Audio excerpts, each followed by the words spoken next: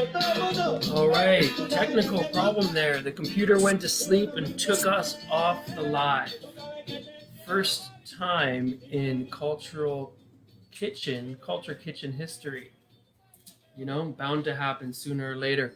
All right, so Jen was just taking care of the final flip of the arepas. It's actually one R, isn't it? I keep on saying it with like the double R, like the R. Arepa. It's one R, so arepa. Yes. I'm overdoing it, folks. Showing off, I guess. No, it's not. When there's two R's, that's when you do the R. One R is just R. Maybe that was even too much. One is ere. Yeah. And two R's are R. Yeah. It's like a different letter altogether. Different sound when there are two R's together. All right. Check out this arepa. We got the arepa cooked. Now we will let it cool just a tiny bit before we open it up and put some cheese inside. Ah, that's why you wanted when you're going to open it. I was just thinking of going right on top. What do I know? Would you like to do one with the No, cheese no. on top and one with the Adentro. cheese? Bueno, perfecto. So, yeah, let's do it the way you do it. So, Jen, as a Colombiana, Canadiense, and I know you moved here many years ago, how often do you eat arepas nowadays? It's a really good question. I still love arepas. And I am such a fan of arepas that I will make myself a lot of arepas, like I've mentioned, maybe a half of the bag one weekend, and I just make all arepas and I put them in the freezer, and then it's easy to just, take one at a time out and throw it in the pan in the morning. Get your arepita going, ready, for you as a, save you some time and the whole process of like, I feel sometimes that making arepas might take some time and I don't have time. But it actually is all in your mind. So, you don't have to always make a lot of arepas at once, so you can and then freeze. Yeah. Or you can just make just one or two at a time. Yeah. Making a big batch makes sense to me. Oh, yes. Because they freeze well, I'm sure, and then it's just like, when you want one, you have it. Exactly. But I would say, I will have arepas at least once a week. Minimum. Minimum. And of course, my children, they love arepas, so they can have an arepa once a day.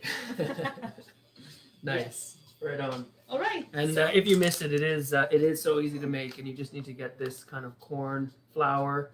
This is your most typical one, and there's different. There's white flour or yellow flour.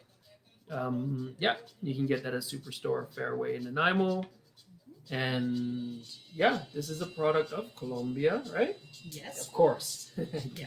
And you do, like I mentioned in the last video, simple instructions. Maybe 1 cup of water, 1 cup of the harina or the masa flour, and I would say maybe I slowly pour some water, until eventually you get that dough texture of like Play-Doh, and you make your flat pancake like.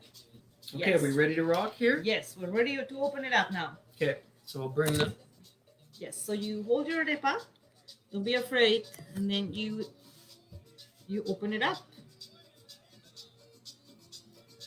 And this is what it looks like inside.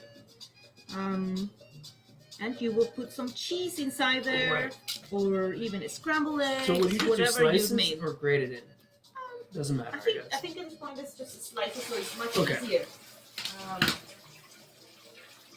that okay? Of course. I'm always happy to add cheese to whatever I'm cooking, it's nice. I mean, it depends what, but definitely something like arepa. Yeah. So this is Culture Kitchen. Via Simon just slicing cheese. Yes. And in these days when everyone's cooped up at home a lot, slicing cheese or watching someone slice cheese maybe is entertainment. I hope so.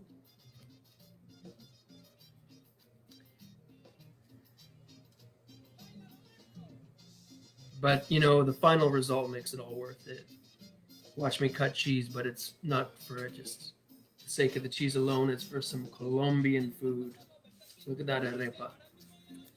So, Jen, are you gonna let's cut it in half. Let's see how what you think of your own cooking and what I think of it. Sounds good. Get some music. Oh, okay. Right, Arepas taste test. Actually, I have no doubt.